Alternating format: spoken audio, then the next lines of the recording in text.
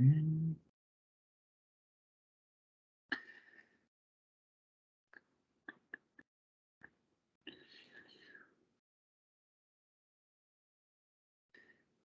Tengo dos personas que no han encendido las cámaras todavía, por favor.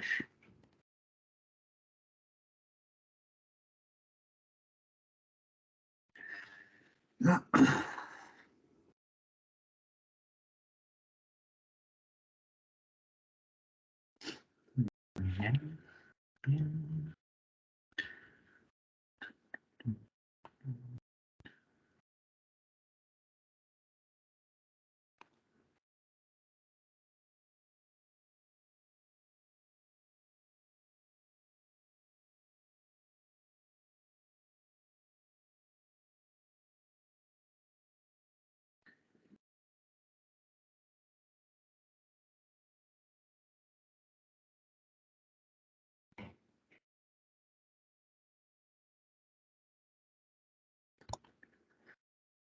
Gabriel, tu cámara. Eso, gracias.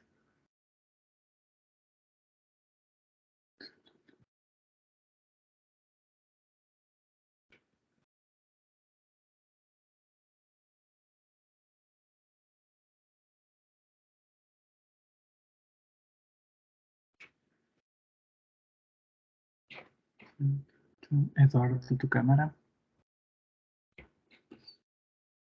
Muy bien.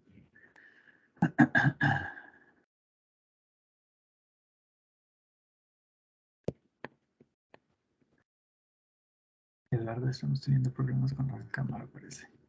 Ya pendientes de ello.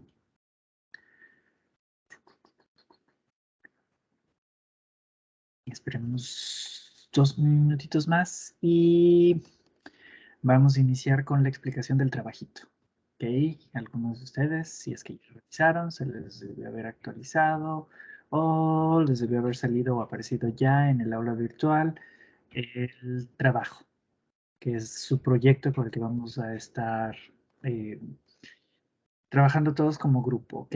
Y en ese proyecto están ya repartidos, o dentro del mismo nombre del proyecto, están ya repartidos los integrantes y los lugares, ¿sí? Entonces, para que lo tengan súper pendiente.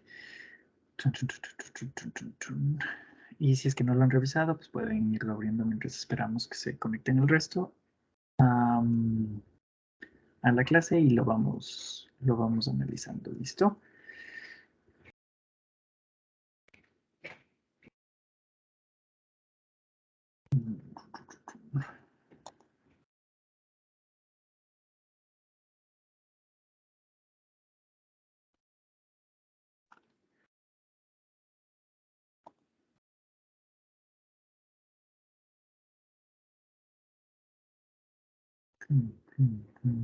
Tengo cámaras apagadas todavía, por favor revisar que esté funcionando sus cámaras.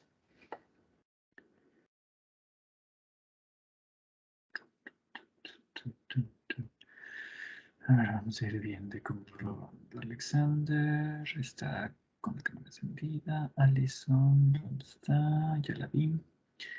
Araceli, ya la vi. Ashley, no la veo. Su cámara, por favor, Ashley. Celina, Celina, Celina, Celina. Celina, no la veo, por favor. Ah, ya la vi. Ya la vi, Celina. Cindy, ya la vi. Demi, ya la vi.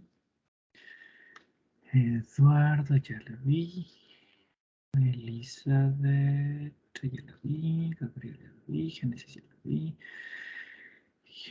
Giovanna. Eso ya lo tienen que revisar antes. Estamos en contra de las políticas. Lo siento mucho, Ashley. Son las 6:05. Vamos a hacer vamos a hacer un recorderis previo, ¿ok? Porque estoy viendo que se me están olvidando de las políticas. Las políticas están establecidas y ustedes tuvieron que ir a leer y tuvieron que ir a analizar y tuvieron que ir a revisar y tuvieron que ir a visualizar que todo esté funcionando de forma adecuada y demás. Las políticas están establecidas para que ustedes las cumplan. Acuérdense lo que habíamos dicho. 6:05 empezamos la clase y tiene que estar todo funcionando. No, yo veo, inclusive en las políticas dice que ustedes tienen que conectarse 5 minutos antes de la clase. Y solamente 4 estudiantes hacen eso. El resto entra a partir de las 6. Yo no tengo problema, pero si vamos a entrar tarde y sobre que vamos a entrar tarde estamos incumpliendo con la política de la Cámara, lo siento mucho, ¿ok? A revisarlo con mayor detenimiento y mayor cuidado. Celina, su cámara está frisada. Revísela, por favor. Bueno, lo estaba revisando para poderles yo también ir ubicando. Javier, ¿dónde está Javier? Ya lo vi. Leslie, ya la vi. María José, por aquí está María José. Ya la vi. Gracias, María José, por moverme la manito, me ayudas un montón. Melissa, ya la vi. Melissa fue la primera en conectarse y encender la cámara. Muchas gracias, Melissa. Cuando se conecten, revisen que todo esté funcionando. Justamente lo que hizo Melissa, ¿no es cierto? Se conectó y prendió su cámara. A partir de que Melissa prendió su cámara, Violeta y demás compañía comenzaron a encender su cámara. Muy bien, muchas gracias. Natalia, ¿dónde estás, Natalia? Mueve la manita, Natalia, por favor, ya te la vi. Pablo, muy bien. Paula, ¿dónde estás, Paula? Muchas gracias, Paula. Muy bien. Salma, ya la vi, muchas gracias. Violeta y William como tal. ¿Ok? Muy bien, chicuelos. A ver, vamos entonces a explicar un poquito sobre los elementos de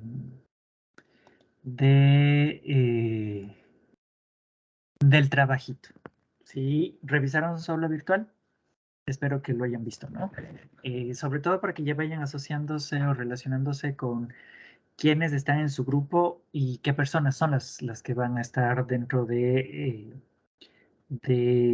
grupo, que este grupo no va a cambiar, va a estar hasta el final, ¿ok? Hasta el trabajo final.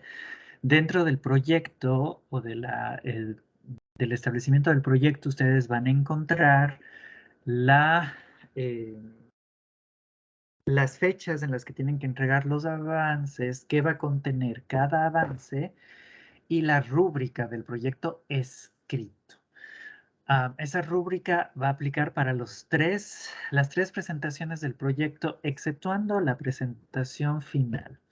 El proyecto en la parte final va a dividirse como en dos partes, ¿no? La parte en la que ustedes van a presentar el trabajo escrito, que va a venir la misma rúbrica que la pueden visualizar en su aula virtual, y la parte de la sustentación, que en la sustentación, en cambio, aparece otra rúbrica. ¿Por qué? Porque ustedes van a tener la nota del trabajo escrito es grupal, de todos los miembros del grupo que en realidad trabajen. Y la nota de la sustentación es individual. Entonces, por ahí me voy a inventar. Digamos que Paula, Alexander, Violeta y Allison son un grupo. ¿Ok? Y en la sustentación, Allison no pudo asistir por cualquier situación. Esa parte de la sustentación no afecta a la nota del resto de compañeros. A quien le va a afectar es a Allison solamente. ¿Sí? Entonces tendrán pendiente eso. Otra cuestión, tengan mucho cuidado. Está bien que lo apliquen, pero como que en este trabajo de sustentación es preferible evitar. ¿Qué cosa? El que nos repartimos el trabajo. Entonces, normalmente dice, a ver, Violeta, tú te estudias de aquí para acá.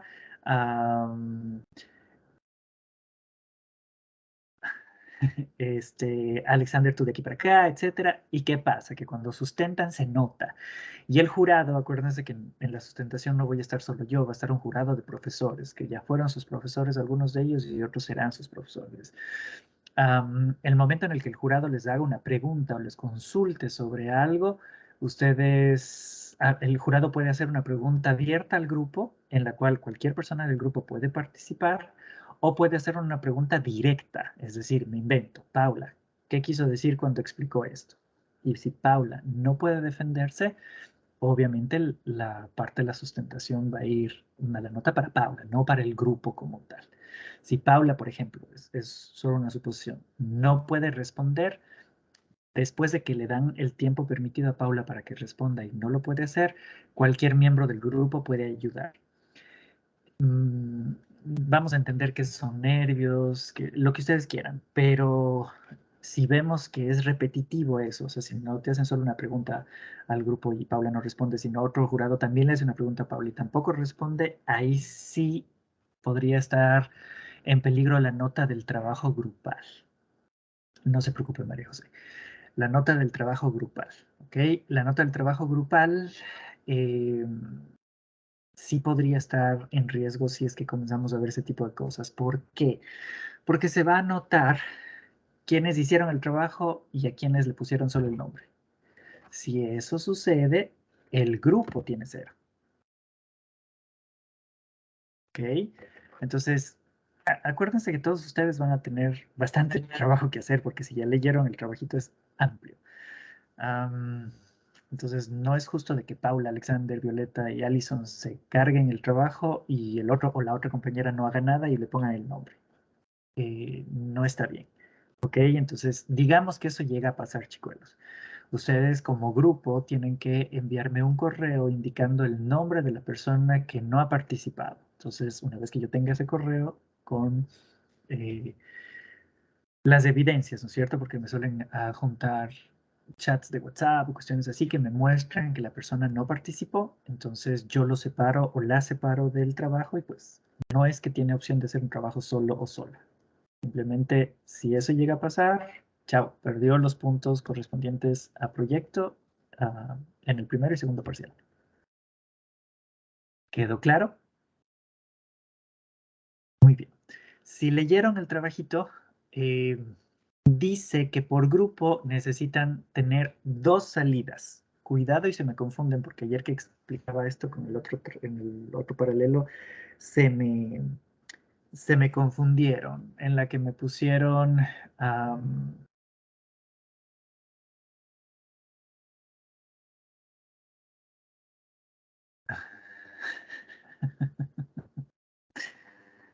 Ay, Dios mío.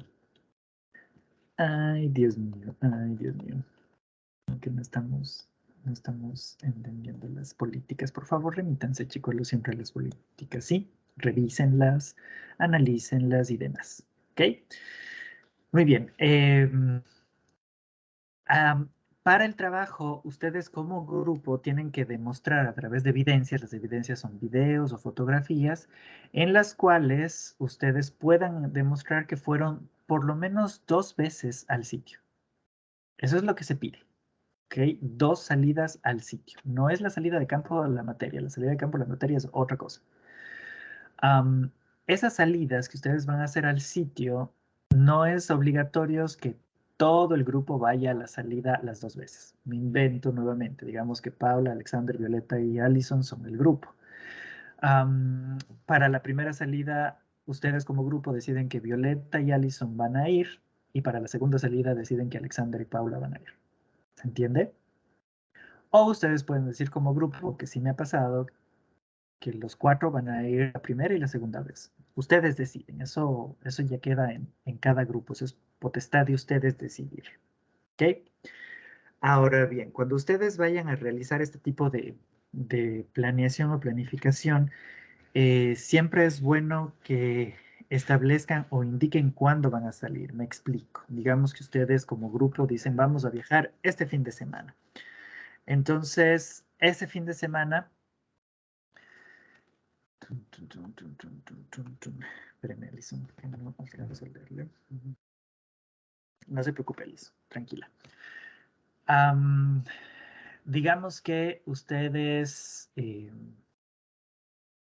van a salir este fin de semana, me estoy inventando, ¿sí? Entonces, ¿ustedes qué van a hacer?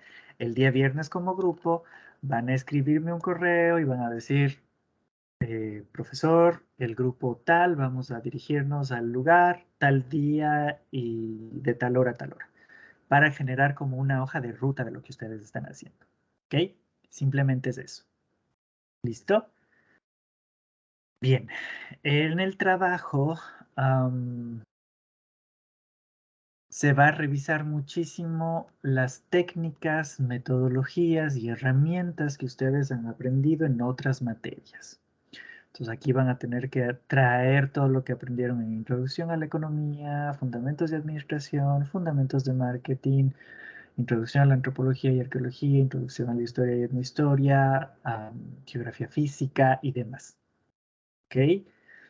La primera parte del primer avance es casi todo lo que ustedes ya han sabido y tienen que venir con ese conocimiento. A partir del segundo avance, nosotros comenzamos a establecer elementos específicos de la asignatura. ¿Ok? Entonces, por favor, revisen. Como ustedes se trató de trabajar ahorita, Santa Elena.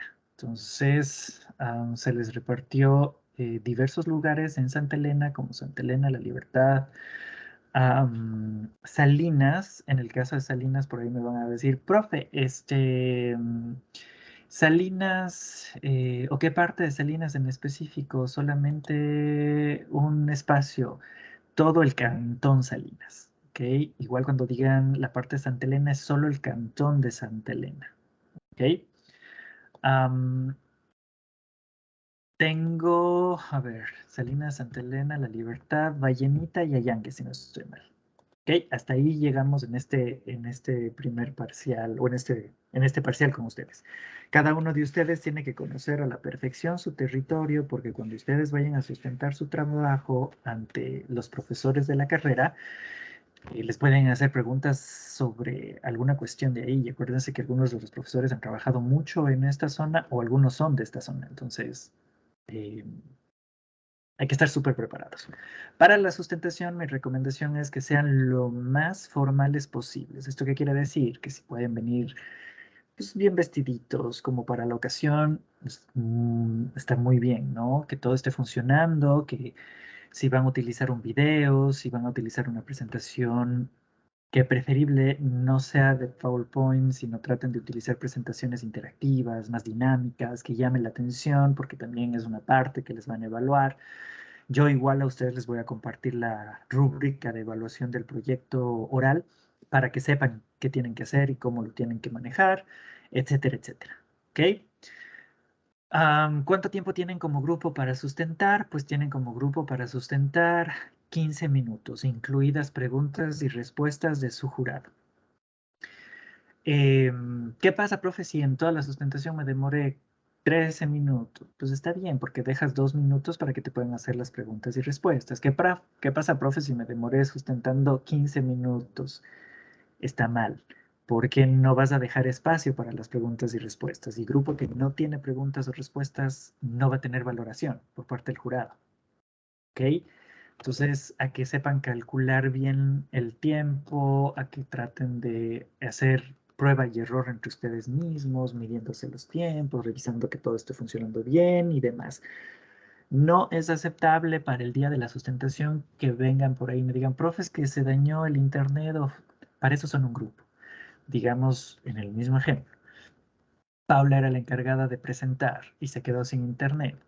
Pues se supone que Alexander, Violeta y Allison también cuentan con la información, ¿cierto? Entonces cualquiera de ellos puede empezar a proyectar. No necesitan que Paula proyecte. ¿Se entiende?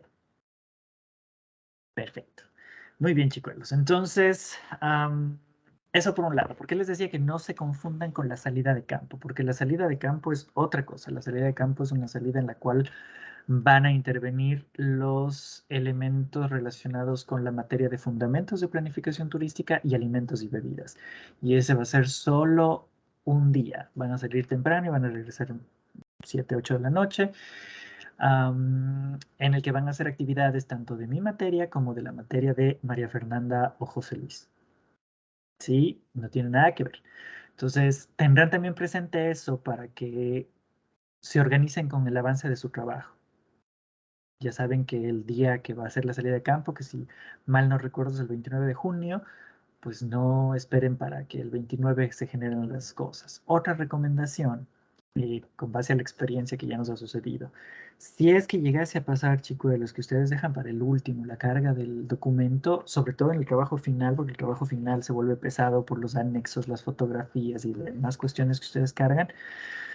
Si tratan de cargar a última hora, eh, y no les cargó, se les cerró la pantalla, lo siento mucho. No se va a recibir nada que esté fuera de las horas de clase, como dice la política. Y no se va a recibir nada que esté fuera de los tiempos establecidos. Entonces ya me ha pasado que me mandan por mail y me dicen, profe, es que estuvimos tratando de mandar, pero no se cargó. Claro, estuvieron tratando de mandar el último día. Sorry, con eso no hay evaluación. ¿Estamos claros? Entonces, siempre, por favor, remítanse a las políticas para poder revisar toda la situación y saber qué tienen que hacer y cómo lo tienen que hacer. ¿Ok? Bien, chicuelos. Entonces, una vez explicado o analizado el asunto,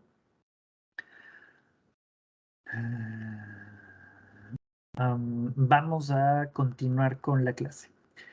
La clase anterior con ustedes habíamos visto sus trabajos y sus definiciones, ¿no es cierto?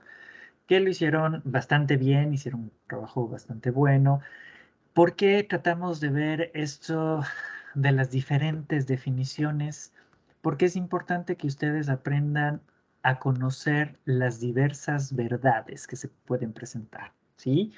Entonces, es bueno que ustedes tengan identificado claramente que no existe una sola definición que se puede aplicar. Existen varias. Y así como no existe una sola definición, no existe un solo sistema turístico, no existe un solo procedimiento o metodología o modelo de planificación turística, existen varios. Es más, con la experiencia ustedes pueden ir generando sus propios modelos, así como generaron como grupo su propia definición, ustedes pueden ir generando sus propios modelos. ¿Sí? Mientras más conocimiento vayan ganando, más experiencia vayan teniendo, etcétera, etcétera, ustedes pueden ir generando este tipo de acciones y este tipo de actividades. ¿Se entiende?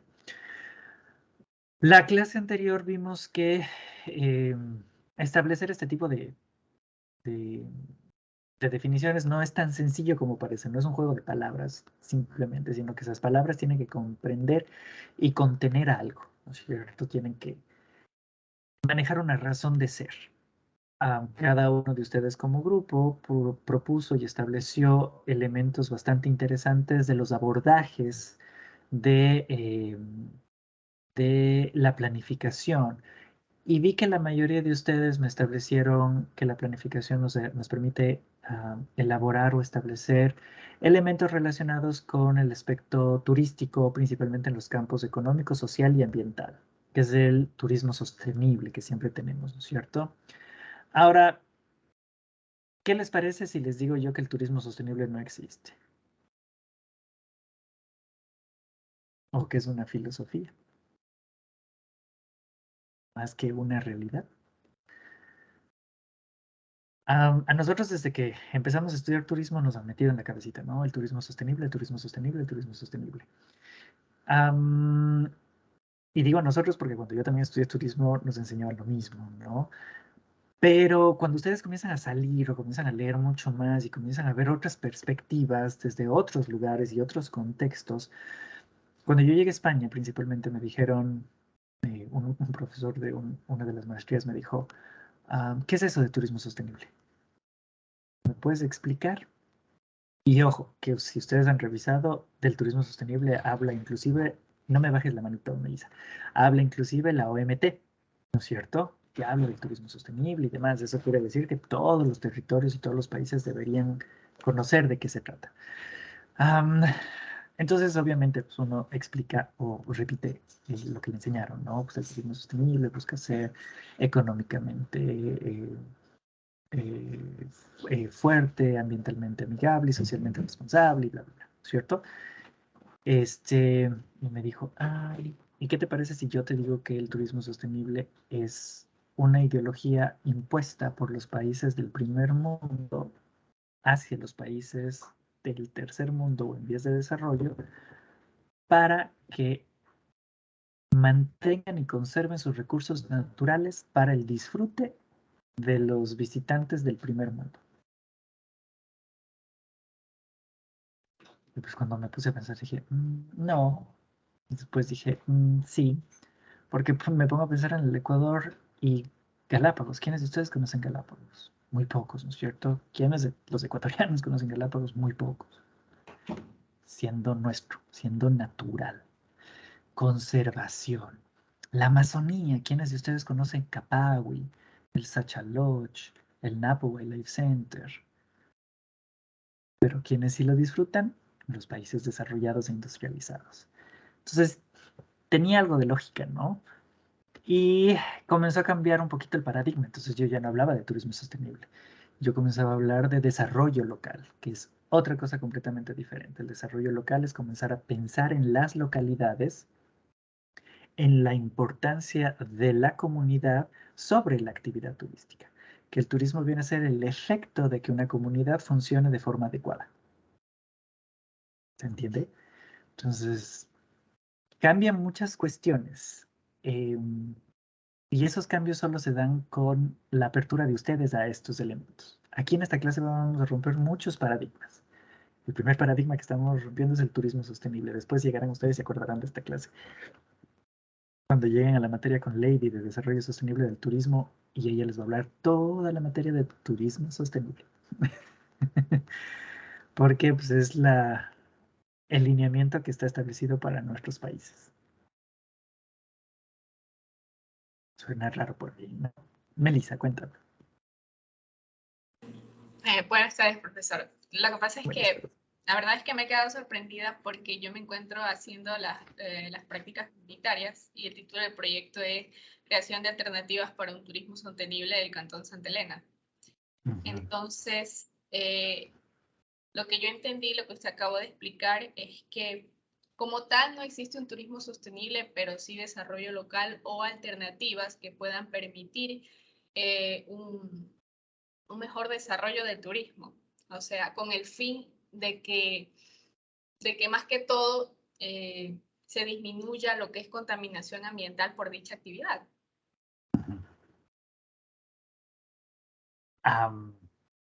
Si solo se centran en lo ambiental, están tomando una partecita de la filosofía del turismo sostenible, ¿no es cierto? Porque acuérdense que el turismo sostenible tiene esa triquetra, lo ambiental, lo social y lo económico. Tendríamos que revisar los tres.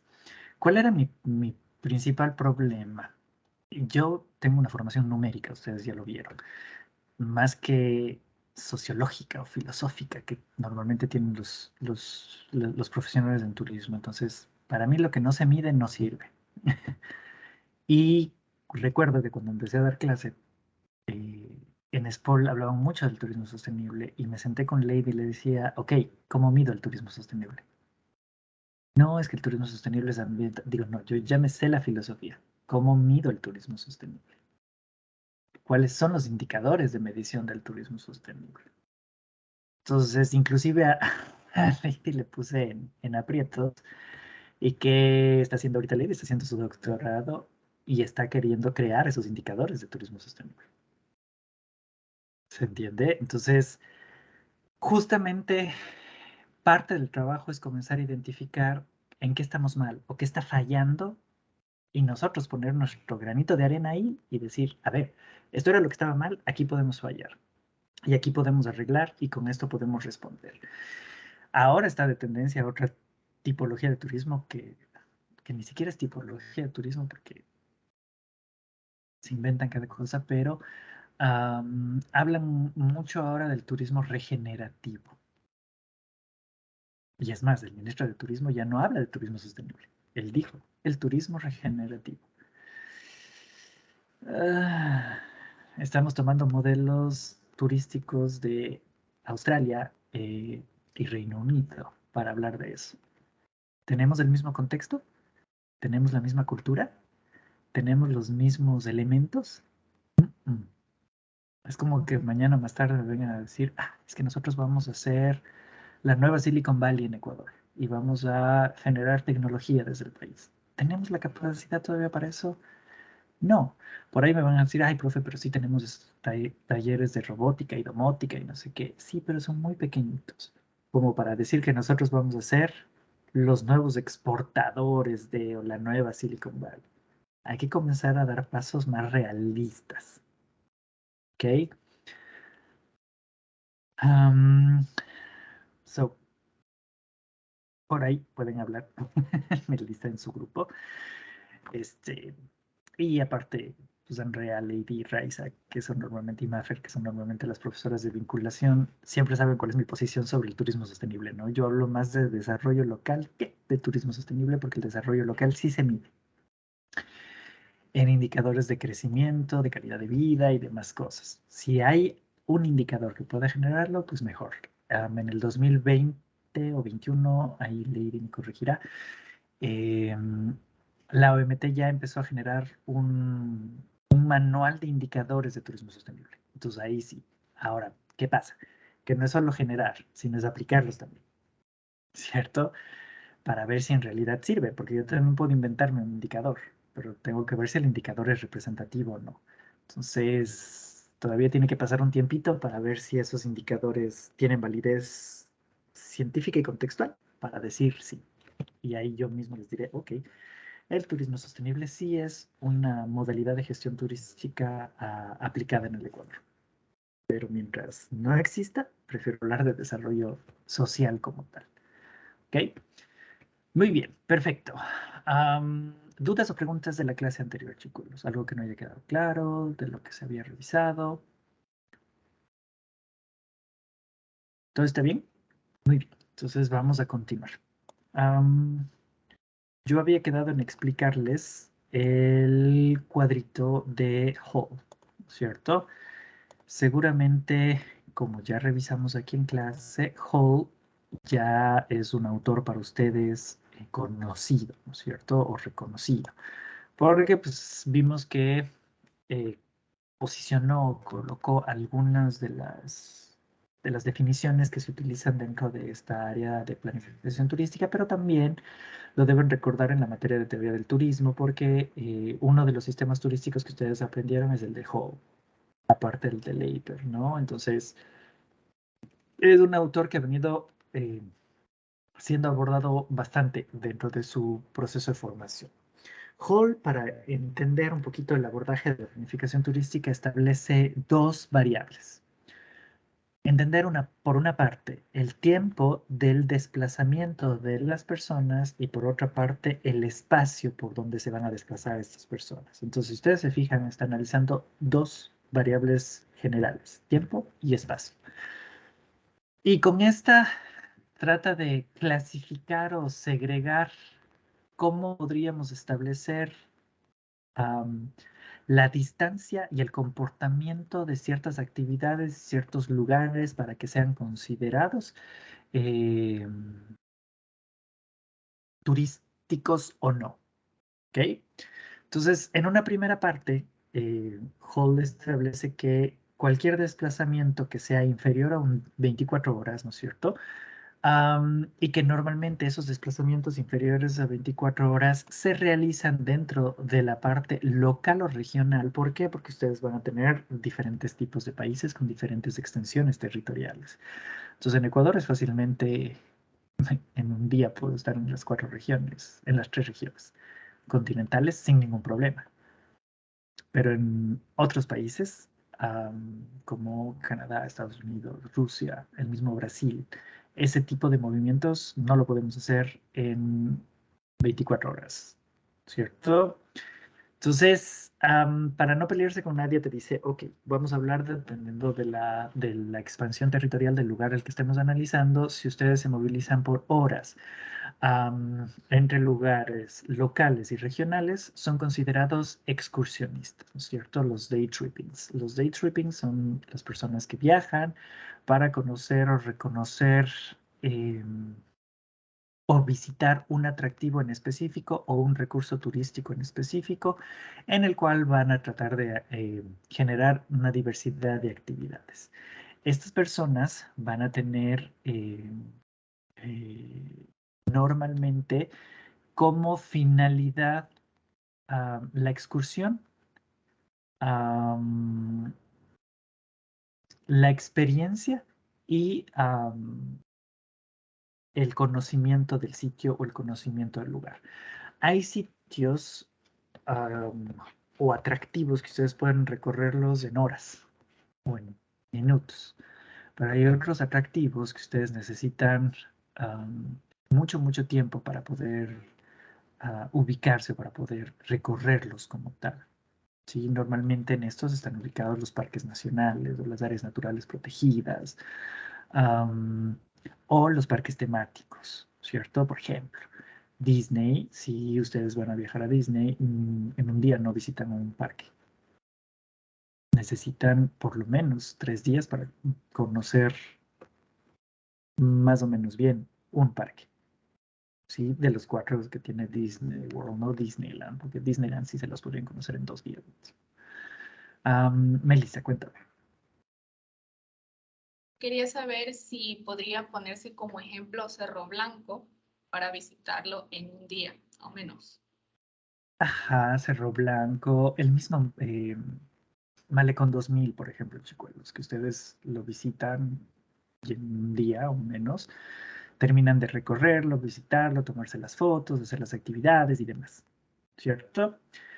Va a depender también de la extensión del lugar.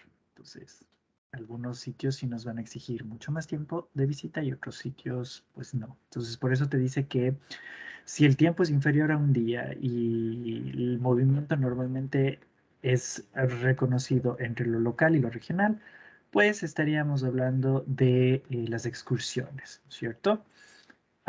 Ejemplos, en lo local, si su centro es Guayaquil, decir que ustedes viajaron a Novol, a la visita de la Beata de Novol, que ustedes viajaron a Pedro Carbo por una cuestión gastronómica, que ustedes viajaron a General Villamil Playas a pasar el día, qué sé yo, ¿cierto?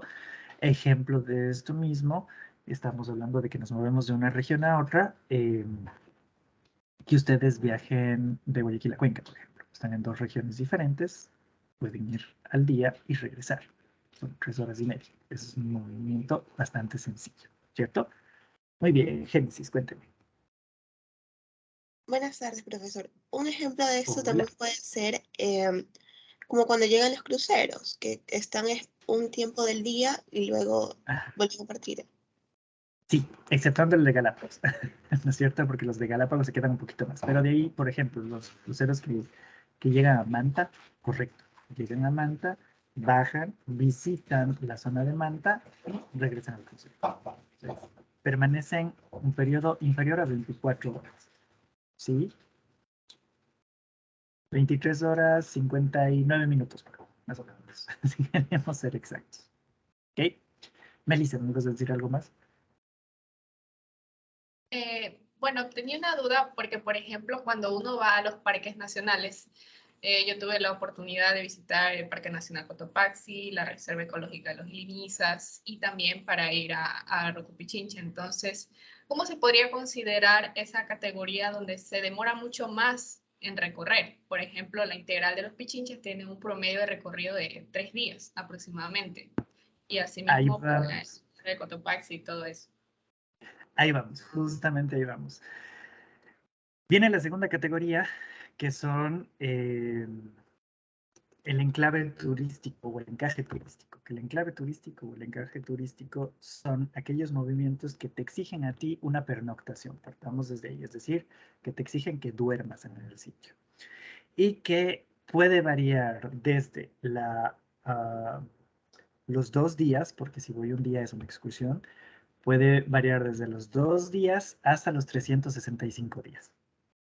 ¿Ok? Y cuando hacemos ese tipo de movimiento temporal, en la parte espacial nos podemos mover en una función regional, nacional, binacional, y aquí es en donde algunos autores le hacen crítica a esta gráfica porque te dicen va a depender del continente en el que te encuentres, porque inclusive puedes llegar a un punto internacional. no solo binacional. ¿Okay? Por ejemplo, no es lo mismo moverme de Guayaquil a Bogotá en bus que de Guayaquil a Bogotá en avión. El medio de transporte también va a inferir en el tiempo de desplazamiento y en el espacio que voy a recorrer. Entonces, justo por eso ponen como que aquí una crítica al autor y te dicen, no necesariamente en ese periodo de tiempo me voy a mover solo en la parte nacional o binacional, sino también internacional. ¿Ok? Y es más, si quisiéramos nosotros ser más exactos en esto que coloca el autor, tendríamos que no solo poner internacional, sino transnacional, transatlántico, transcontinental, o sea, hacerlo mucho más grande. ¿Okay? Recordemos que cuando el autor lo propuso, las conexiones aéreas no eran las mejores. Las cosas han ido cambiando. Entonces va evolucionando la propuesta del mismo, como por ahí creo que me puso Violeta en el chat. Recorrer Europa entre los países se demoran mucho menos que recorrer estados en Estados Unidos o provincias en el mismo Canadá. Lo hacen mucho más rápido moviéndose entre países en Europa. Entonces va a depender mucho de la masa poblacional en la que ustedes se encuentran, en la masa territorial. ¿Qué actividades o qué tipologías normalmente de actividades encontramos en esta segunda fase? Se encuentran los viajes de turismo doméstico. El turismo doméstico es el turismo que se hace dentro del país. Encontramos el turismo emisivo, que es el turismo que hacen los miembros de un país en otro país. Encontramos turismo de segunda residencia. Cuidado con esta parte, porque si alguna vez escucharon el término turismo residencial, está mal generado y está mal escrito, porque el turismo residencial no existe. Nos estaríamos yendo en contra del concepto de turismo, ¿cierto? Si ya estamos más de un año, ya no somos turistas, somos residentes y ya no formamos parte de la actividad turística. Turismo de segunda residencia, los ejemplos más claros están normalmente en Salinas o General Villa Mil Playas, de la gente de Guayaquil, de Cuenca, de Machala, que tienen sus casas allá, y cuando son vacaciones van a pasar allá las vacaciones y se regresan a su vida regular en su ciudad, ¿cierto? ¿Por qué más podríamos encontrar este tipo de desplazamientos? Normalmente por las motivaciones principales de viaje. Que las motivaciones principales de viaje son visita a familiares y amigos, ocio y recreación, turismo de negocios, religioso, de salud y demás. ¿Ok? ¿Y qué pasa si es que nos pasamos del año y nos pasamos del territorio internacional, que es lo que nos propone el autor, pero podríamos llegar a un internacional o inclusive a un, como les decía, un transatlántico o un transcontinental? Ya nos encontramos en una fase no turística. Esa fase, cuando nuestra permanencia supera el año, corresponde a una fase de residente. Es decir, ustedes forman parte del lugar en el que están visitando. Ya no son parte de los turistas, ya no son parte de la actividad, ya no son parte de la función económica ni social de la actividad como turistas. ¿Qué es lo que normalmente nosotros encontramos aquí? Encontramos los viajes de trabajo. Cuidado, se confunden con los incentivos. Los incentivos estarían en el segundo nivel. Los viajes de trabajo es que, por ejemplo, ustedes han sido o trabajan en una cadena hotelera y van a abrir su misma cadena hotelera en otro país y requieren que ustedes vayan a gerenciar esa cadena hotelera por 2 o 3 años, o quieren que ustedes vayan a hacer mentoring o mentorizar o entrenar al nuevo gerente por un periodo de 1 año y medio. ¿Sí? Ustedes están yendo a trabajar, no están yendo a hacer turismo. Si ustedes se van a estudiar por su maestría, digamos, en otro país por un periodo de superior a 1 año, no son turistas, son residentes que están ahí por una específica actividad y por un específico periodo de tiempo. ¿Se entendió la gráfica? Javier, cuéntame. Sí, profesor, a mí me surge una duda porque en clases de teoría de turismo estábamos comentando también sobre esta cuestión de cuando son los incentivos y los viajes de trabajo. La profesora había mencionado que en la parte de los viajes de trabajo se podría considerar turismo siempre y cuando la empresa a la que yo, como quiera, mi motivo principal de viaje no sea el trabajo, sino más bien, qué sé yo, de visitar o otra cosa. Y también el hecho de que no me pague la empresa directamente allá, sino en el país del cual yo salí. Esa es mi duda. No. Ahí está mal abordado el término de turismo de negocios. El turismo de negocios o el viaje de turismo, demás elementos, vienen relacionados más bien con la actividad que tú vas a hacer. Entonces, por ejemplo, si tú viajas en incentivos, que normalmente es lo que se maneja, es porque tú fuiste el mejor trabajador, el mejor vendedor o lo que sea, te dan un premio. Esos premios regularmente son viajes, todo pagado y demás. ¿Cuál es la finalidad de eso? Que ustedes viajen a este sitio con fines de ocio y recreación. Esos son los incentivos. Ahora, el turismo de negocios se divide en subtipos, que vienen las ferias, los congresos, las convenciones, los eventos. Cada uno de ellos tiene sus propias características. Digamos que les voy a poner aquí un ejemplo y me van a ir poniendo en el chat. Digamos que Violeta va a resultar la representante del paralelo para irse al concurso o al Congreso de Planificación Turística de Bogotá el siguiente año. Al irse como representante, ¿es turismo de negocios o no? Entonces solo me van a poner en el chat sí o no.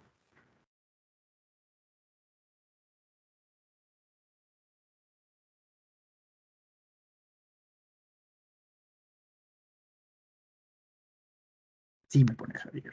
Ok. Sí, sí, sí, creería que sí, considero que sí, sí, sí. Perfecto, ¿no es cierto? Sí es.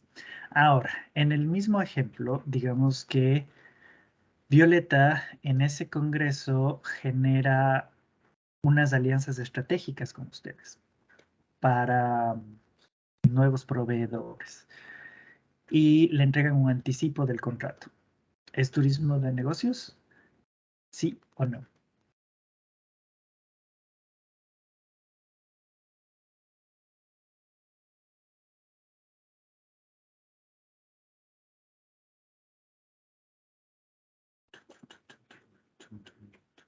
Sí, me pone Javier. Sí, me pone Elizabeth. Sí, me pone Violeta. Sí, me pone Giovanna. Ok. No me pone, exacto, no me pone Natalia. No, no es turismo de negocios. ¿Por qué? Porque ya hay un pago de por medio. Entonces no está siendo turista, está trabajando. Y cuando alguien trabaja, no es turista. ¿Ok?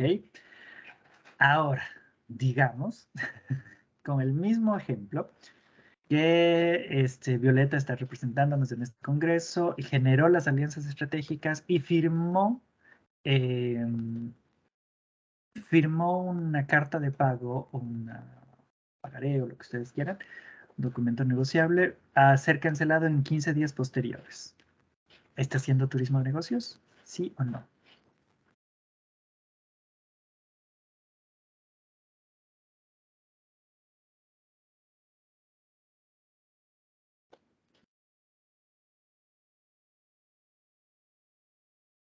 Ya Leslie dice sí. Depende del lugar de pago. Ya le van agarrando el sentido, ¿no es cierto? Para nosotros poder identificar si es o no es turismo de negocios, tenemos que ver hasta cuándo se va a quedar Violeta en el lugar. Si Violeta se queda menos tiempo de los 15 días, pues sí todavía es considerado turismo de negocios porque no hay ningún pago ahí. Pero si Violeta se queda por un mes, es decir, dentro de ese periodo que Violeta se queda ahí, va a recibir ese pago, ya no es turismo. ¿Ok? Por ahí Leslie nos ponía. ¿Y qué pasa si alguien viaja para hacer una alianza con un socio o algo así? Cuando ustedes viajan para firmar contratos en los cuales estén establecidos alianzas monetarias, no es turismo de negocios, es trabajo. ¿Ok? Ahí es en donde se vuelve lo complicado. ¿Se dan cuenta? En tratar de identificar cuándo es y cuándo no es turismo. Y ya vamos a ver que ahorita estamos hablando de las tipologías más básicas. cuando entremos a las tipologías más complejas, que no las voy a tocar aquí porque se supone que ya lo vieron en teoría, vamos a hacer un recorderis, que ustedes me pueden identificar cuáles son las diferencias entre el turismo rural, turismo de hacienda, agroturismo y turismo comunitario, por ejemplo. Porque no son lo mismo, ni abarcan las mismas cosas, ni tienen las mismas características, ¿cierto? Celina me pone, ¿podría en ese caso dar un ejemplo breve del turismo de negocios? Sí, acuérdense que el turismo de negocios es el grupo general. El turismo de negocios se divide en eventos, convenciones, congresos, ferias y demás, ¿cierto? Entonces, el turismo de negocios puede ser que ustedes asistan a un congreso internacional de turismo. ¿Ok? Un turismo de negocios puede ser que ustedes vayan a la feria de la ITB de Berlín del año que viene o vayan a la feria de Antoquia de turismo.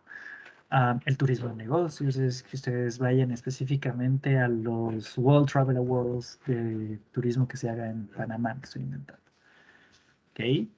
O el turismo de negocios es que ustedes vayan a conocer o visitar hoteles, restaurantes, sitios con los cuales ustedes quisieran comenzar a desarrollar actividades, pero no generen negociación previa.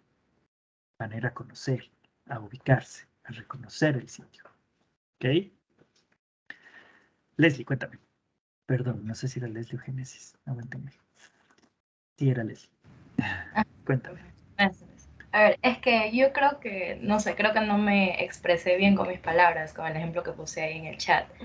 O sea, no me refería a un viaje como yo viajo para firmar algo y hacer una alianza con alguien. Me refería a, digamos, yo ofrecer un viaje con un posible socio, o sea, como que, o sea, hablándolo así, en otras palabras, ofrecer un viaje para caerle bien a mi posible socio. Un viaje de reconocimiento.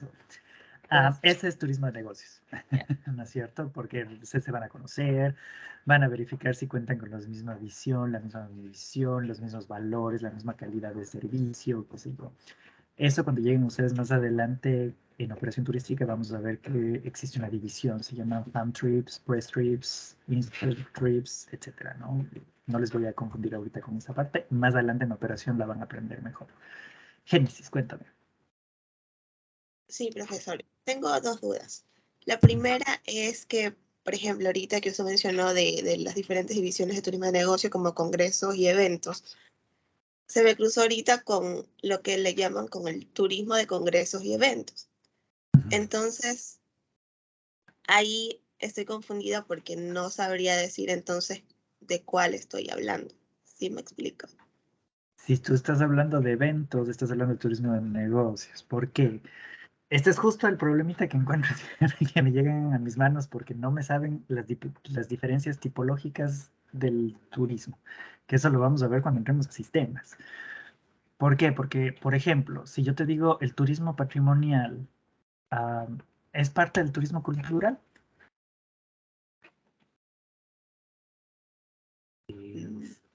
Sí, ¿no es cierto? El turismo cultural es como que el genérico más grande y del turismo cultural se desagregan un montón. Turismo religioso, turismo arqueológico, turismo patrimonial, etnoturismo, etcétera, etcétera. ¿Se Ah, ya. entiende? Entonces, lo mismo que pasa con el turismo de negocios. El turismo de negocios es como que general y ese se subdivide en ciertos elementos y ahí ustedes, si están hablando de congresos y eventos, a su vez también están hablando del turismo de negocios. Ya. La segunda era que, por ejemplo, mencionaban sobre los recorridos por Europa o a veces que hacen cruceros por Europa. Ahí, ¿cómo yo lo mido? Si cuánto me toma el tiempo de visitar un solo país o un solo lugar de Europa o cuánto me toma el tiempo de recorrer toda Europa. Todo tu tiempo de recorrido. Todo tu tiempo de recorrido. Tú como persona, tú como turista. Por eso les decía que se vuelve complicado levantar esta información turística porque digamos que todos nosotros somos un grupo, pero en medio del viaje tú, Génesis, te quedas en Italia y te quedas ahí visitando a tus familiares 6 meses. El resto seguimos en el tour o en el crucero. ¿Sí? Entonces, si yo quiero levantar buenas estadísticas, tendría que ir preguntando persona por persona. e ir midiendo y clasificando persona por persona cómo se comportó su desplazamiento, su movimiento para clasificarlo. Trabajito fuerte. ¿No es cierto? Muy bien, Violeta, cuéntame. Sí, yo me acuerdo que hace tal vez un año atrás, yo no me acuerdo si vi o algo así, que decían que Guayaquil es como que de Ecuador, es el lugar donde se realiza más turismo de negocios, pero con lo que usted está diciendo, o sea, bueno, tal vez sí hay congresos y así, pero creo que entonces está mal usado porque creo que se refería más a que vienen a hacer reuniones y tienen las reuniones aquí y vienen a trabajar las personas acá, porque bueno, y eso también es verdad, pero eso ya no sería considerado turismo. Correcto. Por ejemplo, chicos, a nosotros cuando trabajábamos en la aerolínea nos llevaban a Guayaquil o a Quito a hacer los cursos de actualización. Yo no era turista ya, porque estaba trabajando y ese día me estaban pagando para que vaya a hacer esos cursos, ¿cierto? Entonces todo el día que pasaba en Guayaquil, porque nos íbamos en el vuelo de primera hora, llegábamos a Guayaquil, pasábamos todo el día en el aeropuerto haciendo los cursos y bla, bla, bla, y regresábamos en el último vuelo a Cuenca. No es turismo, es trabajo, porque me están mandando de mi trabajo a capacitarme en ciertas áreas específicas. Sí, y eso he visto mucho que lo confundimos. Por eso decimos, es que somos turismo de negocios porque todas las reuniones de trabajo se hacen aquí. No, pero por ejemplo, en Guayaquil que sí se ha hecho bastante son los congresos de doctores, congresos de enfermeras, congresos de comercializadoras de autos, etcétera. Eso sí es turismo de negocios. Sí, hace mucho tiempo el Ecuador tenía abierto el FITUR, la Feria de Turismo, y se iba rotando por ciudades, ¿no? Entonces, si ustedes son una agencia de viajes o una universidad o una consultora y querían ir a exponer sus productos, eso también es considerado turismo de negocio siempre y cuando ustedes no reciban ningún pago dentro de su estadía en esa feria. Si ustedes ya comienzan a recibir pagos en esa feria, ya no es turismo de negocios, es trabajo. ¿Se entiende? Muy bien, perfecto. Guayaquil, a ver, espérame, voy a revisar a ver lo que me dice Génesis y le doy paso a Paula. En Guayaquil lo toman como que el turismo de negocios es otra cosa diferente al congresos y eventos.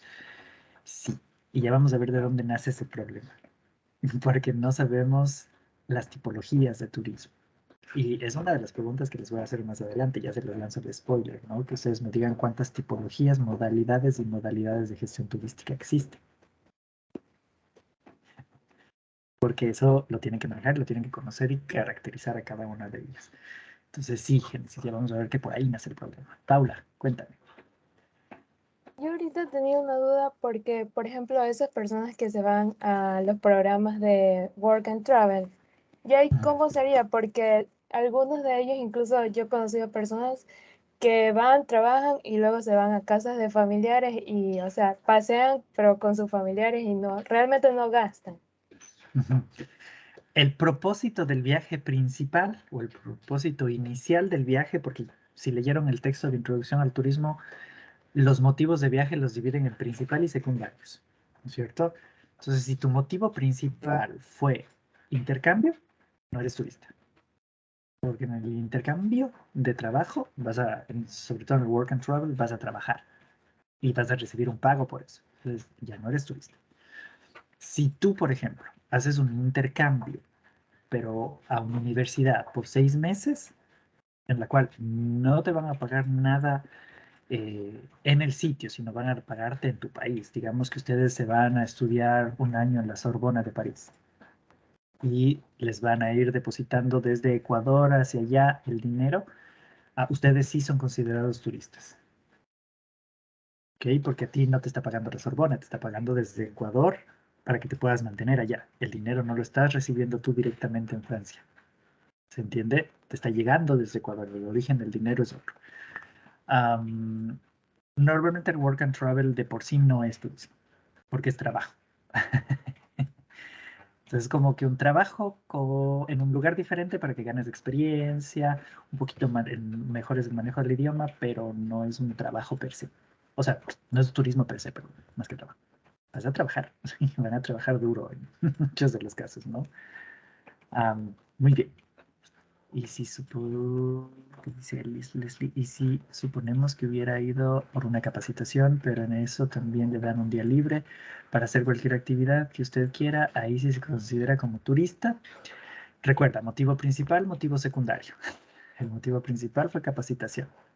Sí, ese es el que manda. El motivo secundario, digamos que nos van a mandar a Quito a hacer un curso de fundamentos de planificación turística. Y nosotros trabajamos para el SPOL como consultores de SPOL. No somos turistas por el hecho de que un día nos dejen libre para recorrer Quito. El motivo principal fue capacitación, y si esa capacitación nos están pagando absolutamente todo en Guayaquil y llegamos a Quito y nos movemos en Quito sin problema, pues estaríamos dentro de las actividades turísticas. Pero si nosotros viajamos en Guayaquil y en Quito nos dan los viáticos, y en Quito recibimos el dinero y en Quito nos comienzan a pagar, ya no es turismo. ¿Ok? Por eso es que normalmente las capacitaciones no entran dentro de esto. Y directamente la OMT dice, cuando sea capacitación, no es turismo. Independientemente de lo que tú hagas con el resto del tiempo, no te toma como el turismo. Te hace un símil como los días de trabajo. Si digamos que tú trabajas de lunes a viernes de 8 a 5. Sales a las 5 y te vas a visitar Guayarte. No eres turista, ¿no es cierto? Lo mismo te hacen el símil con la capacitación. ¿Listo? Muy bien. Muy bien, chicos. Ok, quedó claro entonces este mapita. Que es más fácil de entenderlo que lo que se ve. Se ve medio complicado, pero en realidad es sencillo. ¿Verdad? Muy bien, vamos a continuar entonces con la parte de la importancia de la planificación turística, entendiendo ciertos elementos. La planificación turística, ustedes van a fijarse aquí que no tiene autor. ¿Por qué? Porque están sacados de varios autores, porque cada autor te va a decir X o Y elemento de importancia o X o Y elemento de delimitación. Aquí está como que generalizado lo que la mayoría de los autores nos han dicho. Hay tres elementos por los cuales se considera importante la planificación turística. El primer elemento por el cual se considera importante la planificación turística es la rentabilización de los recursos. Cuando habla de los recursos, quiere decir de los recursos o atractivos turísticos. ¿Sí? ¿Qué tan buenos son ustedes aprovechando los atractivos turísticos o los recursos turísticos territoriales para obtener dinero? ¿Ok? Porque ese dinero a su vez va a ser, va a dinamizar la economía de la localidad receptora. ¿Sí? Entonces, por ejemplo, no necesariamente necesito que el ingreso al lugar sea cobrado. Si es que dentro del lugar tengo actividades que puedo cobrar, o tengo prestadores de servicios que pueden venderte comida, actividades o lo que sea, que pueden cobrar, que pueden generar dinero con la utilización o el uso de esos lugares. ¿Se entiende? Entonces, la principal importancia de una buena planificación turística es poder rentabilizar lo que nosotros tenemos para obtener beneficios económicos principalmente. Y que esos beneficios económicos se vean redistribuidos en la mejora continua del sitio, de sus servicios y en la calidad de vida de las personas. ¿Ok? El segundo elemento de importancia está relacionado con la satisfacción del visitante. Cuidado, aquí entramos en un nivel de criticidad en fundamentos de marketing turístico y algunas materias así. Ustedes van a escuchar mucho de satisfacer las necesidades. No, nosotros no vamos a satisfacer necesidades con planificación turística. Vamos a satisfacer al visitante. ¿Por qué no nos metemos con las necesidades? Porque eso es una especificación muy fuerte. Hay veces en las que nosotros vamos a poder identificar o vamos a poder tener que las necesidades son muy diversas. ¿Sí? Bueno, no las necesidades. El satisfactor es muy diverso. La necesidad es una específica.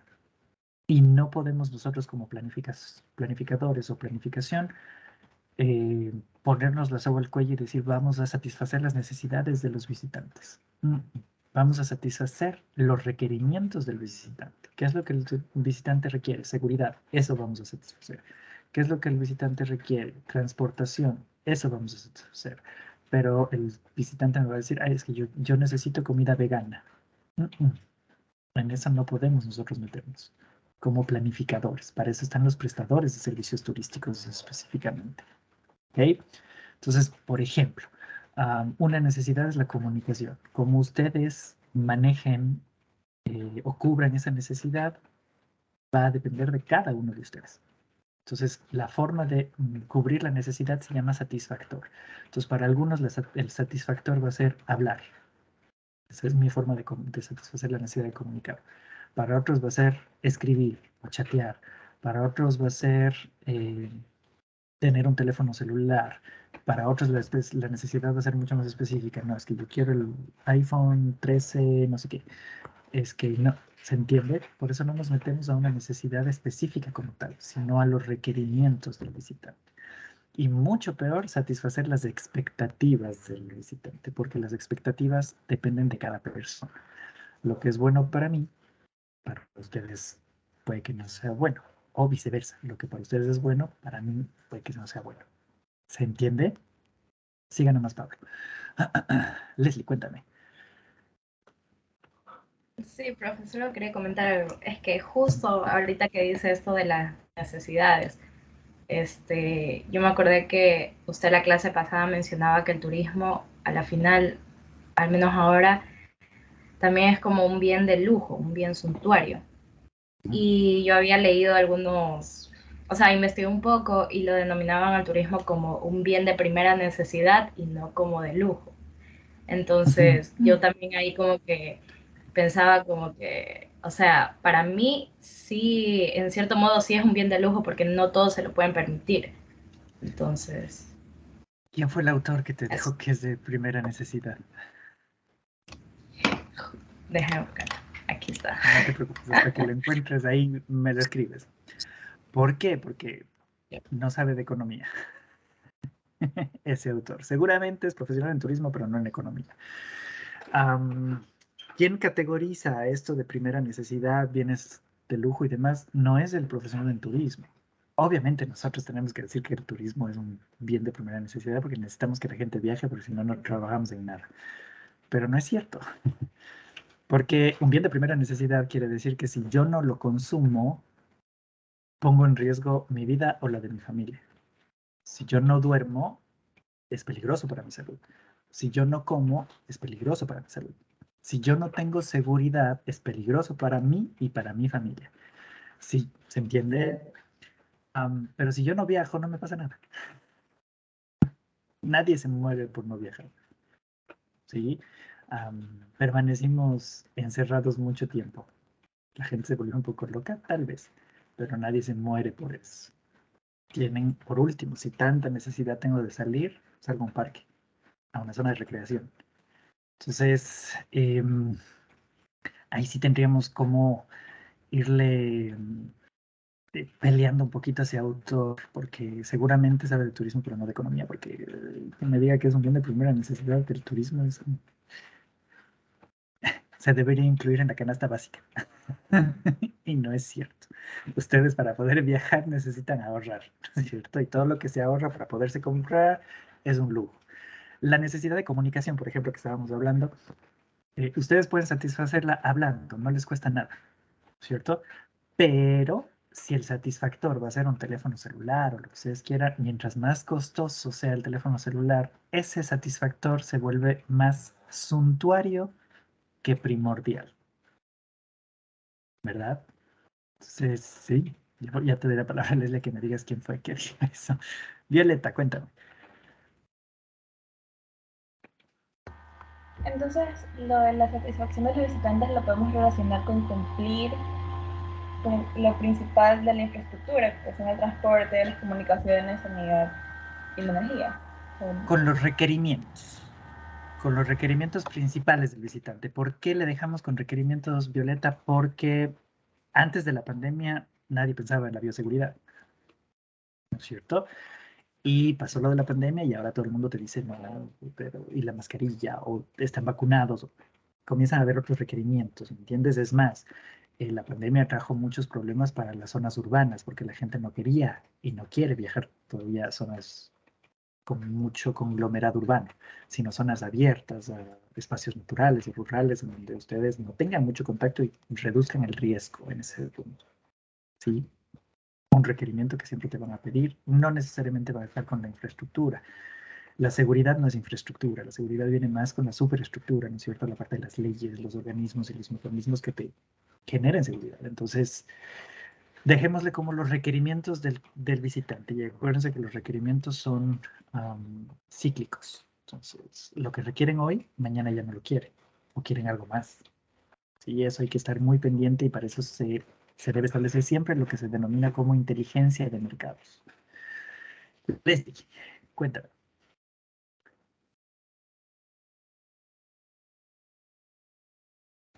No, se me quedó la mano alzada, profe. Todavía estoy Ya, buscando la imagen para mandar. Ajá.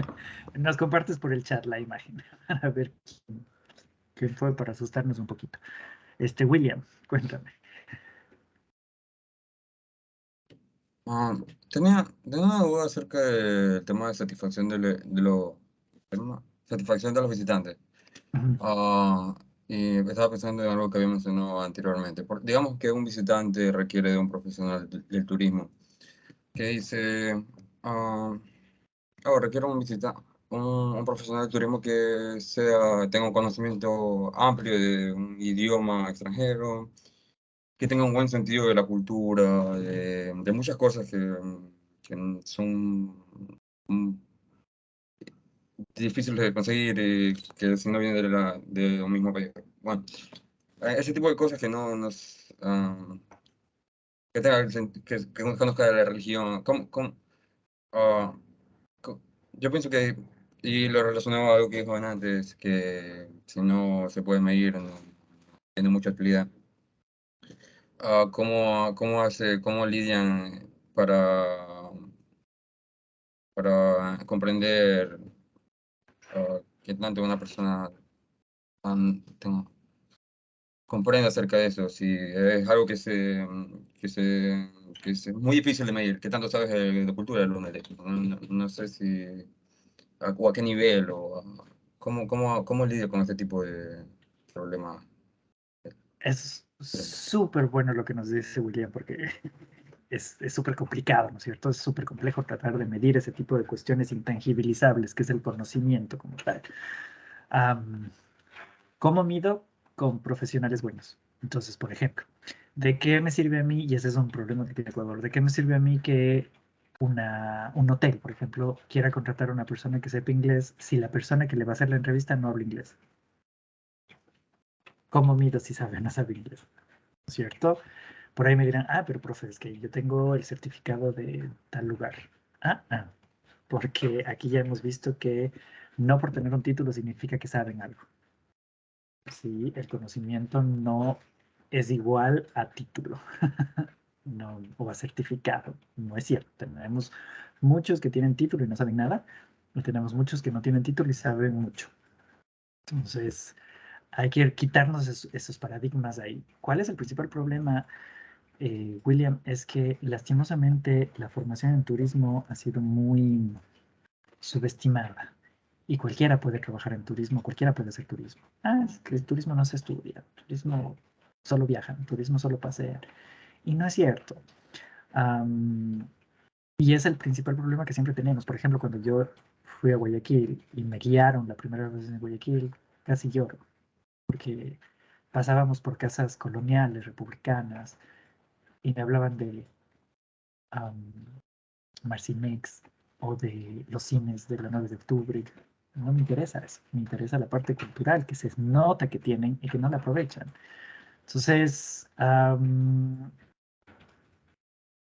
aquí la culpa, y hay que ser muy claro, la mea culpa es de las universidades y los institutos, porque son los que forman a los profesionales en turismo. ¿Por qué? Porque tenemos profesores que no son del área de turismo enseñando turismo. Y tenemos gente que no es de turismo trabajando en turismo. Entonces, mientras nosotros mismos no comencemos a profesionalizar y exigir esa profesionalización en nuestras áreas, lastimosamente no vamos a poder ser competitivos en ese punto. Entonces, por ejemplo, la guianza que nos decía William es una de las actividades más, ¿cómo decirlo? Más difíciles e infravaloradas porque no tenemos buenos guías que conozcan de la cuestión histórica, cultural, buena en Angola. Muy poquitos, contados con los dedos de la mano. Y es como que yo venga aquí y les diga, me voy a inventar, que yo venga y les diga, es que el turismo naranja, no, el turismo rojo lo vamos a implementar en el Ecuador. Y todos van a decir, ah, sí, es que el profe Sebas dijo que el turismo rojo se tiene que implementar y ya está. No, el turismo rojo se aplica o es una modalidad de turismo que se aplica solamente a zonas comunistas y el Ecuador no es comunista, ¿no es cierto? Pero si yo les estoy diciendo y no tengo la retroalimentación por parte de las personas, es mucho más fácil manejarlos. Acuérdense que la forma más fácil de controlar un pueblo es mantenerlo ignorante. Y de nosotros depende salirnos de esa parte. Entonces, de ustedes, William, va a depender ahí que cuando ustedes soliciten algo o pidan algo, ustedes exijan con conocimiento de causa. Entonces, ustedes ya vieron o están viendo alimentos y bebidas, ¿no es cierto? Y van a ir a un restaurante y saben los tiempos de servicio. Ustedes saben que no se pueden demorar más de 5 minutos en atenderles y darles la cubertería más la bebida de bienvenida, que es normalmente agua. Si se demoran más de 5 minutos, ya no están cumpliendo los tiempos de atención al cliente y servicio en la mesa. Pero a qué hemos estado acostumbrados en el Ecuador, inclusive estemos horas sentados y nosotros llamándole al mesero. ¿Se entiende? ¿De quién es la culpa? La culpa es del restaurante que contratan meseros que no conocen, del restaurante que no tiene procesos bien establecidos y estándares bien establecidos, y del cliente que no conoce de la forma de operar de estos lugares. Entonces es una culpa compartida, por así decirlo. Y de nosotros depende salir de ello. Muy buena pregunta, William. Y ahí más bien es hacia ustedes, que son el futuro de el turismo. Necesitamos ser mucho más competitivos, mucho más fuertes, mucho más exigentes con el nivel de conocimiento que queremos tener y que esperamos. ¿Ok? Y la última parte de los elementos especiales con los que tendríamos que trabajar dentro de la importancia es la calidad de vida de la población local. Esto es algo que nos trae muchísimo problema, porque muchos autores no toman ni siquiera en cuenta a la población local como agente importante. Cuando nos damos cuenta de que si generamos una actividad turística con impacto negativo, los primeros que lo van a sentir son la sociedad. Y la sociedad es la que va a reaccionar ante ello. En Ecuador no hemos llegado hasta eso, pero ustedes tienen casos como Barcelona en España y demás, Venecia, en los cuales te grafitean las paredes diciendo no más turistas o ponen dibujos de los turistas o iconos de los turistas como con X o con el signo de prohibido porque la gente está harta del turismo. Eso pasa cuando nos enfocamos solo en la cantidad y no la calidad. Entonces es la típica pregunta que suelo hacer yo siempre, ¿no? ¿Qué prefieren ustedes? ¿100 turistas que paguen $1 o un turista que pague $100?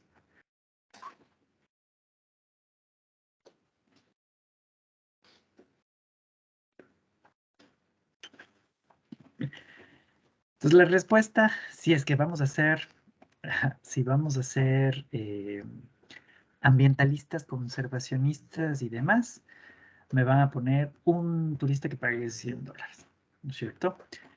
Pero si la respuesta es por volumen, me van a decir 100 turistas que me paguen $1, porque necesito más gente, porque con la mayor cantidad de gente va a venir más promoción. Por ahí me ponen Natalia, depende. Pues esa sería la respuesta correcta, ¿no es cierto? Pues depende. ¿Cuál es la orientación que yo quiero? En el Ecuador, ¿cuál sería la mejor opción?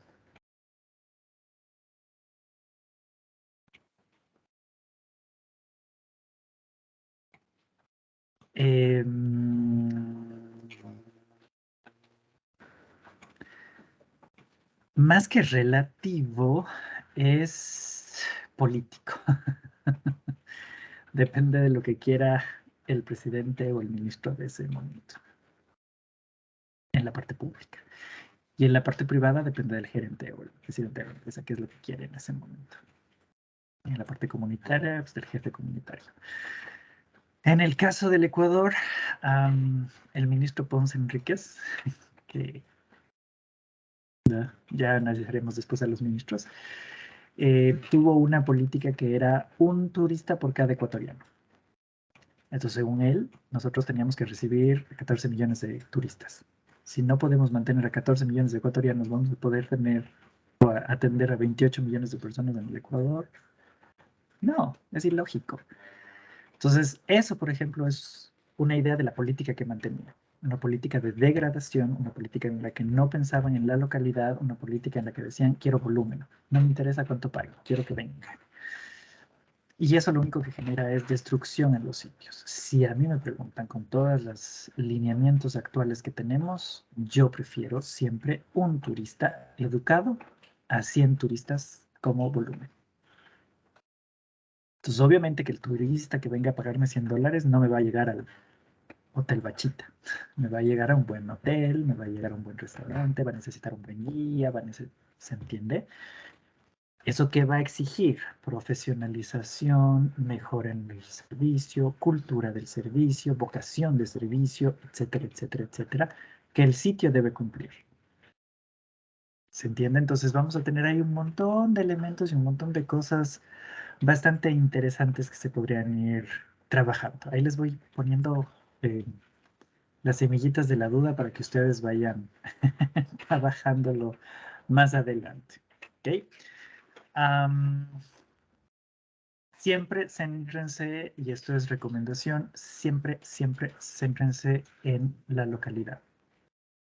Porque son parte de lo que se quiere hacer. Ustedes, por ejemplo, deben ser parte de los planes de desarrollo turístico que se estén haciendo en el Ecuador y en su ciudad. Y en este caso, recién están armando el proceso de planificación turística de Guayaquil y no han invitado a nadie. ¿De dónde saldrá? No sabemos. Habrá que leer ese plan, a ver qué tan bueno, qué tan malo es, ¿no es cierto? ¿Se debe controlar la informalidad? En cierto punto sí y hasta cierto punto no, porque la informalidad es parte de la economía también.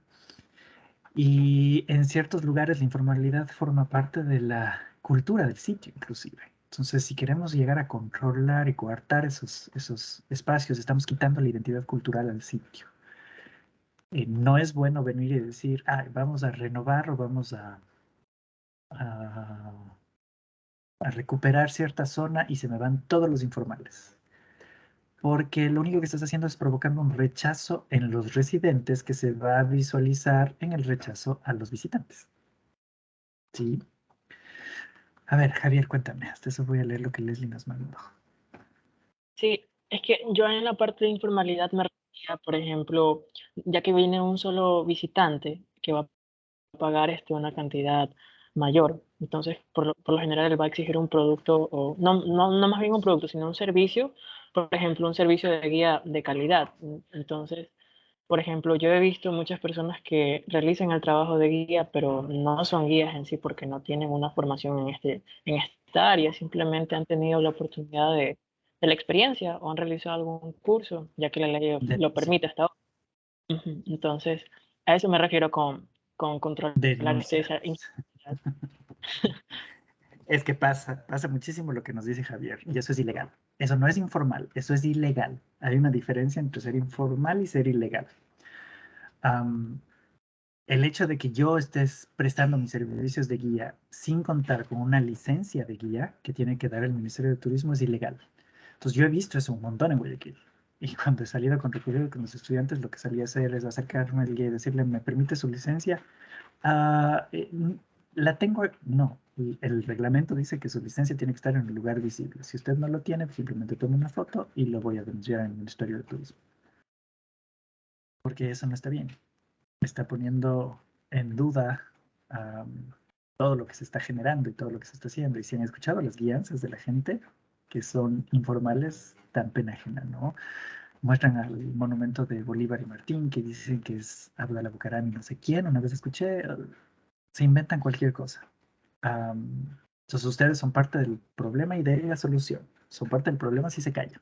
Son parte de la solución si comienzan a decir, a ver, esto es ilegal, esto no es informal.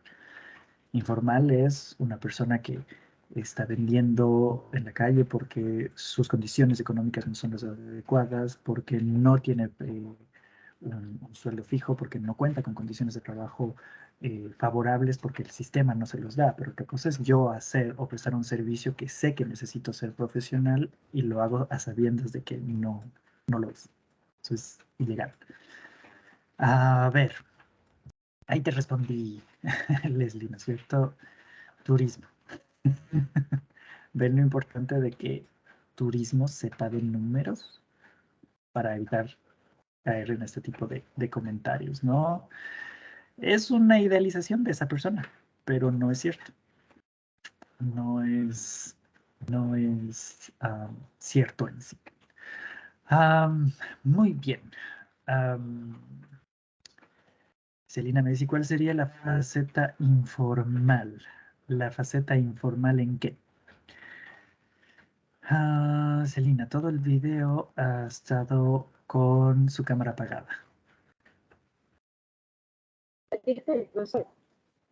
Ahí está, Celina. Ya lo prendió. Muy bien. A ver, explíqueme bien lo de faceta informal, por favor. Bueno, en Para este yo caso responder. sería, sí lo respondió porque Ya. mencionó en calle, causas económicas. Correcto. Ya, Un ejemplo, no se preocupe, Celina, perdónenme más bien. Un ejemplo de la informalidad, Celina, que se está dando mucho y que ahora están queriendo regular es los establecimientos para hoteleros, el Airbnb. ¿Por qué? Porque estas casas no pagan impuestos. Los hoteles sí lo hacen. Entonces no estás compitiendo en un mismo mercado y tampoco es justo. ¿Se entiende? Hay muchas modalidades para hoteleras que ya la van a ver en gestión hotelera. Normalmente está el Airbnb, el Couchsurfing y todas estas cuestiones que ustedes manejan otra modalidad para hospedarse, pero es ilegal porque pues, no está regulada y por eso está queriendo regular al Ministerio de Turismo. Sí, hay que ser muy cuidadosos con esos asuntos porque podríamos terminar pagando más de lo que supuestamente vamos a ganar. Cindy, cuéntame. buenas noches, profesor. Me surgió una pregunta acerca de lo que usted dijo de los guías que hay informales e ilegales. Por ejemplo, los estudiantes que realizan prácticas de guianza y no están profesionalizados como tal o no tienen un certificado, ¿cómo se llamaría eso? Prácticas preprofesionales. ¿No es cierto? Pero como usted dice que si ve un guía, usted le pide y nosotros no tenemos. ¿Dónde normalmente ustedes hacen prácticas, Cindy? De guianza principalmente, en museos, en espacios cerrados y espacios controlados, ¿no es cierto? Entonces, cuando tú llegas a estos espacios cerrados y controlados, que son normalmente empresas públicas o privadas, tú vas a ver que estás haciendo tus prácticas o pasantías profesionales. Pero si yo veo una persona en el Malecón 2000, por ejemplo, guiando, eso es ilegal, si no tiene su licencia y no cuenta con su licencia activa. Porque tú no estás guiando en un espacio cerrado que es un museo, el cual vas a estar bajo la supervisión de los guías del museo y que te dieron una inducción para guiar en el museo y hacer tus prácticas. ¿Se entiende esa diferencia? Entonces, cuando tú hagas tus guianzas, que yo también hacía las guianzas en el Museo del Sombrero y demás cosas, mientras yo lo haga dentro de las instalaciones o el perímetro del lugar que estoy haciendo las pasantías, son pasantías y prácticas preprofesionales. Si yo se me ocurría salir con los turistas al Parque Calderón en Cuenca, por ejemplo, y hacerles la guianza allá, eso es ilegal porque no tengo la licencia. ¿Okay? Como que se pierde la legalidad al momento que dejé el perímetro en el cual estoy haciendo mi pasantía práctica. Muy Ya, bien. profesor, ahora entendí el por qué a nosotros, por ejemplo, estamos haciendo prácticas en el malecón, no nos dejan salir fuera de eso. O sea, solo tenemos que hacer recorrido ahí adentro. Así es, Gracias, no profesor. pueden salir porque sería ilegal y ahí creo que es el Museo del Cacao o algo así el que queda por ahí, incurriría en multas que paga el museo porque sus practicantes lo incumplieron. Entonces, sí, por eso es que les tienen así como que te pusieron un beeper en el tobillo, ¿no? No puedes salir de aquí, porque desde ahí ya comienza el cobro hacia nosotros. Leslie, ¿me vas a decir algo? No, solo iba a decir, o sea, lo que usted dijo, que más que tema del lugar es la supervisión. O sea, porque puedo estar como la compañera dijo en el ejemplo, en el Malecón 2000, pero no hay nadie que me controle, entonces.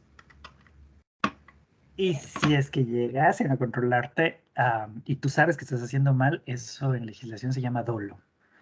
Entonces, te pueden demandar por ese tipo de cosas, porque sabes que estás haciendo mal y aún así lo haces. Y eso se llama dolo. Entonces, hay que ser muy cuidadosos en esos puntos. Melissa. Profesor, cuando usted comenzó a hablar lo de los Airbnb, recordé la historia de una amiga de que había alquilado un Airbnb en Baños con 4 amigos más y surgió esto de que les robaron las pertenencias en medio de la madrugada. Yo recuerdo que antes de leer esa noticia era bastante tendencia ver los alquileres de los Airbnb. Ya cuando comencé a leer un poquito más a fondo y comenzaron a surgir más casos similares, ya vi como que este descenso de este tipo de cosas. Porque no tienes a quién quejarte. No hay una defensoría del consumidor que te pueda apoyar en el Ecuador porque el Airbnb es una actividad no regulada. Y tampoco puedes poner la demanda ante el Ministerio de Turismo porque el Ministerio de Turismo te dice, tú escogiste irte allá. Tenías opciones de hoteles, hostales, hosterías que nosotros te podemos ayudar. Pero si te vas a un Airbnb, ni siquiera sabemos quién es el dueño del Airbnb. Entonces, estos procesos de informalidad, si bien es cierto, ayudan a las nuevas tendencias de viaje, no son necesariamente legales. Y esa informalidad podría traer un problema en la economía del turismo del sitio. Muy bien. Les felicito por la participación en la clase de hoy. Como se dieron cuenta, no avanzamos mucho, pero se discutieron varias cosas, que eso es importante en la clase. Para la siguiente clase, para la siguiente semana, por favor, sí les voy a pedir que vengamos leyendo las diapositivas de los objetivos de la planificación turística, la evolución histórica de la planificación turística. Lo de la caja negra, revísenlo nomás porque yo les voy a explicar lo de la caja negra de la planificación turística. Y vengan leyendo hasta la parte de las escalas de la planificación turística. Vamos a tratar de que la siguiente clase sea igual como le fue la de hoy, más una conversación que una lectura y demás, pero vamos a tratar de ir avanzando con los temas que nos tocarían ver. ¿Listo? Violeta, cuéntame. Sí, ¿puedes repetir lo último que dijo hasta dónde había que leer? Hasta las escalas. Hasta las escalas de planificación turística. ¿Ok? Sí, Natanael. Hasta las escalas de la planificación turística. Hay 2 diapositivas de escalas de planificación turística hasta la última de esas 2 diapositivas de escalas de planificación turística. Hasta ahí. ¿Listo? Muy bien, chicuelos. Muchísimas gracias. Si no hay más dudas o preguntas, nos vemos la siguiente semana. Cuídense mucho. Buen fin de semana. Bye, bye. Igualmente, profesor, gracias. Gracias. Chao. Pasen muy bien. Celina, cuénteme. Sí, cuénteme. ¿Qué ha pasado?